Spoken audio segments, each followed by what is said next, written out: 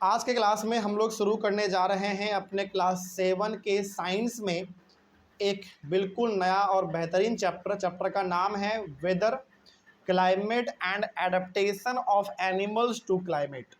इसके पहले हम लोगों ने अपने चैप्टर नंबर 6 तक कंप्लीट कर रखा है और आज हम लोग अपने क्लास 7 के साइंस में एक नया चैप्टर शुरू करने जा रहे हैं। चैप्टर नंबर 7, चैप्टर का नाम है weather, climate and adaptations of animals to climate. Chapter को तो हम लोग शुरू करेंगे, लेकिन चैप्टर को शुरू करने से पहले कुछ बेसिक इन्फॉर्मेशन आप लोग ले लीजिए ताकि आपको समझ में आए कि चैप्टर में हम लोग क्या पढ़ेंगे और आपको एक क्लैरिटी बना रहे कि आगे हम लोग क्या क्या डिस्कस करेंगे। देखिए, इस पूरे चैप्टर में हम लोग 2-3 चीज़ों के बारे में बात करेंगे हर बार। पहला हम लोग बात करेंगे वेदर के बारे में कि वेदर क्या होता है।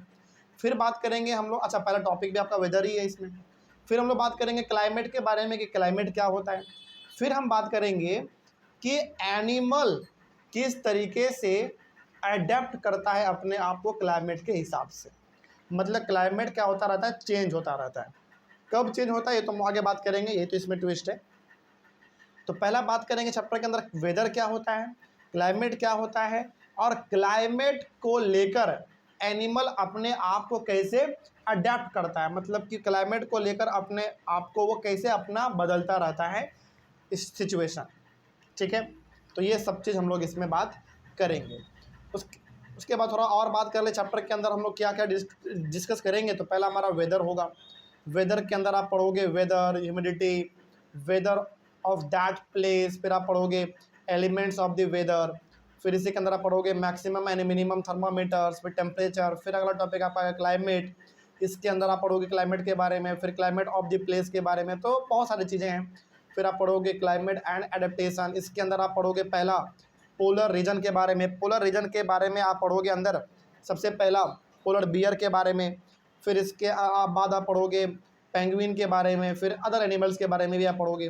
फिर आपका सेकेंड स्टार्ट हो जाएगा इसी के अंदर आपका the tropical rain forest.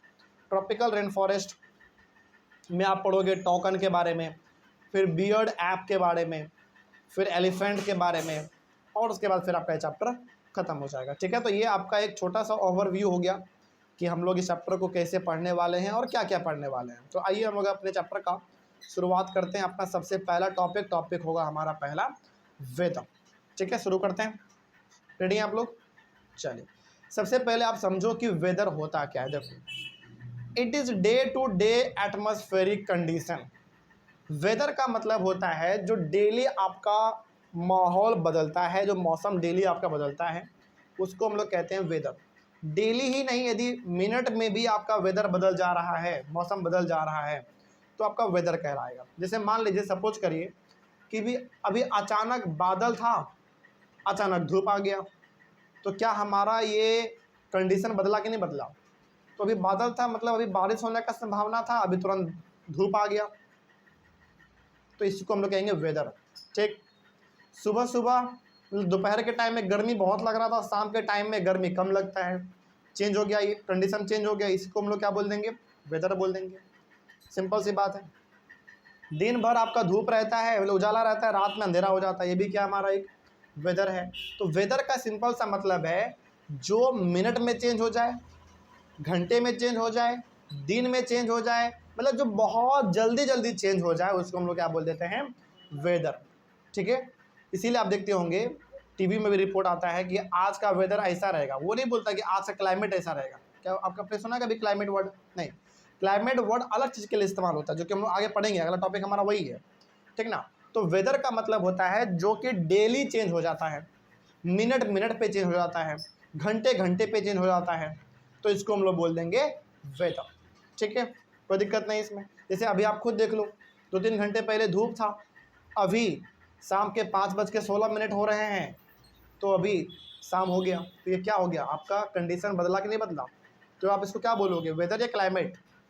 Weather बोलेंगे। ठीक है, तो वेदर का सिंपल सा मतलब हुआ डे टू डे या फिर घंटे घंटे पे जो चेंज हो जाए, मिनट मिनट पे जो चेंज हो जाए, इसको हम लोग बोल देंगे वेदर। आगे बढ़ते हैं।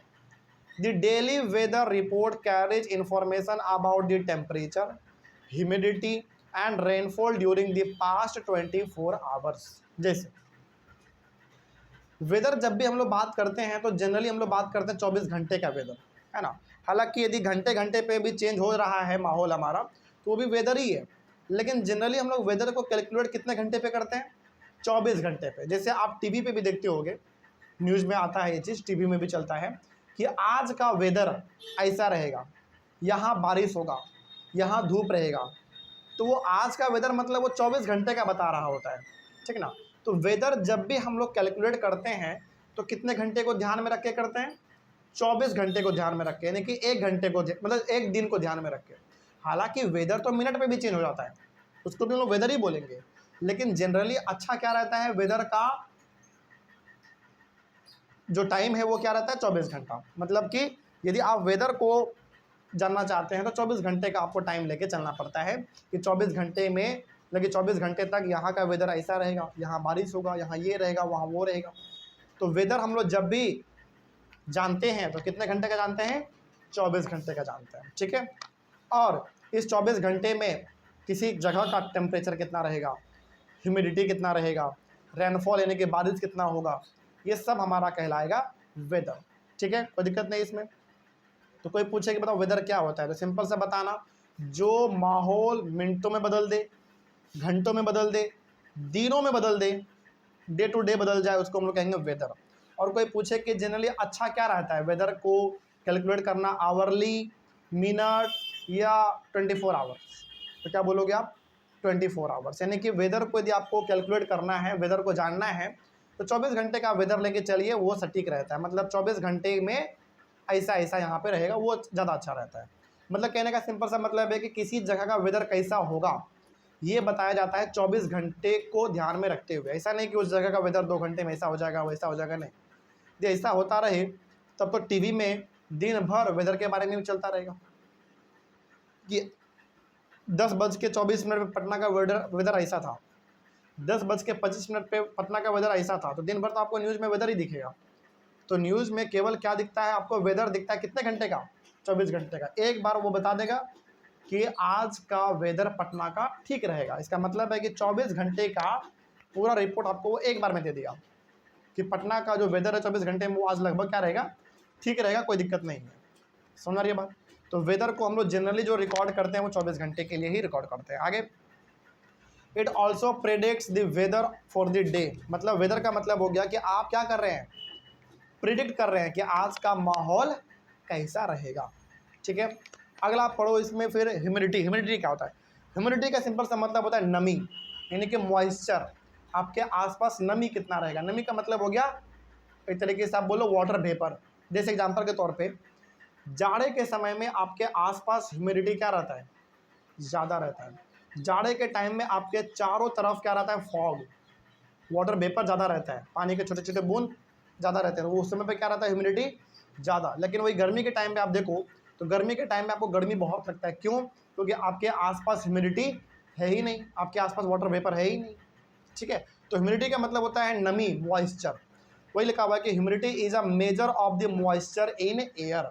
तो ह्यूमिडिटी क्या बताता है, ह्यूमिडिटी बताता है कि एयर में मॉइस्चर कितना है। जैसे जाड़े के टाइम में यानी कि विंटर सीजन में मॉइस्चर क्या है, ज़्यादा है, मतलब कि वाटर वेपर, ह्यूमिडिटी, जो भी बोलो आप सब सही है, मॉइस्चर बोलो, वाटर वेपर बोलो, ह्यूमिडिटी बोलो, सब सही है। ये सब चीज़ ज़्यादा रहेगा कब, विंटर के टाइम पे।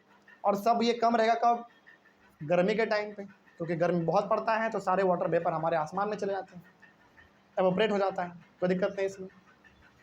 तो ह्यूमिडिटी का मतलब सिंपल सा क्या हो गया, नमी आपके आसपास कितना है, यानी कि मॉइस्चर कितना है। और ये ह्यूमिडिटी आपके आसपास सबसे ज़्यादा कब होगा, यानी कि नमी आपके आसपास सबसे ज़्यादा कब होगा, विंटर में, और सबसे कम कब होगा, समर में, ठीक है। तो ये हो गया हमारा। अगला है वेदर ऑफ दैट प्लेस। किसी जगह का वेदर कैसे आप पहचानोगे, देखो, the day to day condition of the atmosphere at a place with respect to the temperature, humidity, rainfall, wind speed, etc. is called the weather at that place. Weather at that place का मतलब हुआ किसी जगह का 24 घंटे तक weather कैसा रहेगा। ये हम लोग पता लगाते हैं कि उस जगह पे 24 घंटे तक टेम्परेचर कैसा रहेगा, ह्यूमिडिटी कैसा रहेगा, यानी कि नमी कैसा बना रहेगा। देखो सिंपल समझो, यदि कोई बोल रहा है, जैसे मान लो सपोज करो कि कोई बोल रहा है कि पटना का वेदर आज ठीक रहेगा, इसका मतलब है कि पटना का जो वेदर है 24 घंटे तक क्या रहेगा, ठीक रहेगा। इसका मतलब है कि पटना का 24 घंटे तक जो टेम्परेचर है वो ना ही ज़्यादा होगा ना ही कम होगा, बीच में रहेगा। उसके बाद 24 घंटे तक पटना का जो ह्यूमिडिटी है वो क्या रहेगा, वो भी नॉर्मल रहेगा। ना आपके आसपास वाटर वेपर ज़्यादा होगा ना वाटर वेपर कम होगा। उसी प्रकार से रेनफॉल, पटना में 24 घंटे तक जो रेनफॉल है वो भी ठीक ठाक रहेगा, मतलब बरसात ना ही ज़्यादा होगा ना ही कम होगा, मतलब ठीक रहेगा। उसी प्रकार से विंड स्पीड यानी कि आंधी तूफान भी ज़्यादा नहीं आएगा पटना में। तो वेदर ऑफ दैट प्लेस का मतलब होता है कि जब आप किसी जगह के बारे में वेदर बताते हैं कि उस जगह का वेदर ऐसा रहेगा वैसा रहेगा, तो आप सब चीज़ को ध्यान में रख के बताते हैं। जैसे कोई बोल रहा है कि आज बंगाल का वेदर बहुत ख़राब रहेगा, चलो बंगाल छोड़ो, कोलकाता समझ लो, तो आज कोलकाता का वेदर बहुत ख़राब रहेगा। इसका मतलब क्या है कि कोलकाता में आज जो टेम्परेचर है वो बहुत ऊपर नीचे होगा, ह्यूमिडिटी ऊपर नीचे होगा, रेनफॉल ऊपर नीचे होगा और विंड स्पीड भी कभी बढ़ेगा और कभी घटेगा। तो वेदर ऑफ दैट प्लेस का सिंपल सा मतलब हुआ कि 24 घंटे तक उस जगह का टेम्परेचर, ह्यूमिडिटी, रेनफॉल और विंड कैसा रहेगा, यही कहलाएगा वहाँ का वेदर। समझ में आ गया बात? तो जब कोई न्यूज़ वाला टीवी पे बोलता है कि इस जगह का वेदर आज ऐसा रहेगा, तो वेदर वो बोल रहा है, इसका मतलब वो ध्यान में कितने बातों को रख के बोल रहा है, 4 बातों को। उससे ज़्यादा भी और होगा तो और बढ़िया है। Temperature, humidity, rainfall, wind speed, इन सभी को ध्यान में रख के वो बताता है कि उस जगह का आज वेदर ऐसा रहेगा वैसा रहेगा। ठीक है, तो जहाँ पे ये चारों चीज़ बढ़िया है वहाँ का वेदर आज बढ़िया है, जहाँ पे ये चारों चीज़ आज खराब रहेगा वहाँ का वेदर भी आज क्या रहेगा, खराब ही रहेगा, है ना। Is called the weather at that place, इसी को हम लोग कहते हैं किसी जगह का वेदर। तो कोई यदि आपसे बोले कि बताओ आज पटना का वेदर ठीक है, इसका मतलब क्या है, तो आप बताइएगा कि आज पटना का वेदर ठीक है, इसका मतलब है कि आज पटना का जो 24 घंटे का टेम्परेचर रहेगा वो ठीक रहेगा, ह्यूमिडिटी भी ठीक रहेगा, रेनफॉल भी ठीक रहेगा और विंड स्पीड भी ठीक रहेगा। तो ये इसका मतलब होता है। तो समझा गया वेदर एट दैट प्लेस का मतलब। तो ध्यान रखना है, किसी भी जगह का यदि वेदर बताया जा रहा है इसका मतलब है कि वहाँ का temperature, humidity, rainfall, wind speed आपको सब बताया जा रहा है, कोई दिक्कत नहीं। कहीं का बोल रहा है कि वेदर आज ठीक रहेगा, मतलब वहाँ पे आज ये चारों चीज़ क्या रहेगा, ठीक रहेगा। बोल रहा है कि वहाँ का वेदर आज बहुत ख़राब रहेगा, मतलब वहाँ पे आज ये चारों चीज़ क्या रहेगा, बिल्कुल अलग रहेगा, बिल्कुल बढ़ा हुआ रहेगा। ठीक है, ये हो गया हमारा वेदर ऑफ दैट प्लेस या फिर एट दैट प्लेस। अगला हमारा है elements of the weather. Weather का क्या क्या एलिमेंट है, मतलब कि वेदर किन किन बातों पर डिपेंड करेगा। वही चीज़ है, टेम्परेचर पे डिपेंड करेगा किसी जगह का वेदर, ह्यूमिडिटी पे करेगा और अदर फैक्टर्स जैसे आप विंड स्पीड बोल सकते हो, रेनफॉल बोल सकते हो, इन बातों पे डिपेंड करेगा कि वहाँ का आज वेदर कैसा रहेगा। इसी को हम लोग कहते हैं एलिमेंट्स ऑफ द वेदर। जैसे मान लीजिए सपोज करो कोई बोल रहा है कि आज पटना का वेदर ख़राब रहेगा, इसका मतलब है कि वो 4 चीज़ों के बारे में बोल रहा है कि पटना का आज टेम्परेचर भी ख़राब रहेगा, ह्यूमिडिटी भी आज ख़राब रहेगा, रेनफॉल भी ख़राब रहेगा और विंड स्पीड भी ख़राब रहेगा। तो बताओ वेदर कितने बातों पे डिपेंड किया, 4 बातों पे डिपेंड किया। क्या इतना ही हो सकता है, केवल 4 ही हो सकता है? नहीं, और भी हो सकता है कई सारे, लेकिन ये 4 मिनिमम है आपका। कम से कम वेदर जो है किसी भी जगह का इन 4 बातों पे डिपेंड करेगा। इसी को हम लोग कहते हैं एलिमेंट्स ऑफ द वेदर। मतलब कि वेदर का ये क्या है, एलिमेंट है, इंपॉर्टेंट पार्ट है, इसी बातों पे वेदर डिपेंड करता है किसी जगह का। समझ में आ गया बात?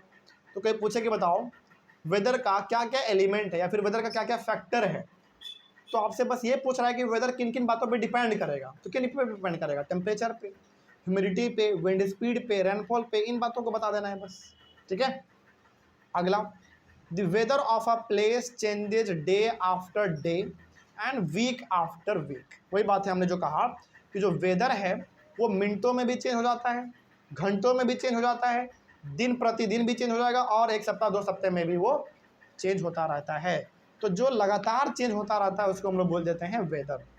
लेकिन फिर सवाल है कि सर क्लाइमेट किसको कहेंगे? फिर क्लाइमेट बहुत लंबे साल के बाद चेंज होता है, उसको हम डिस्कस करेंगे डिटेल में, जो कि हमारा अगला टॉपिक है क्लाइमेट, उसके बारे में हम लोग आगे डिस्कस करेंगे। यहाँ तक समझ में आ गया? कोई दिक्कत नहीं।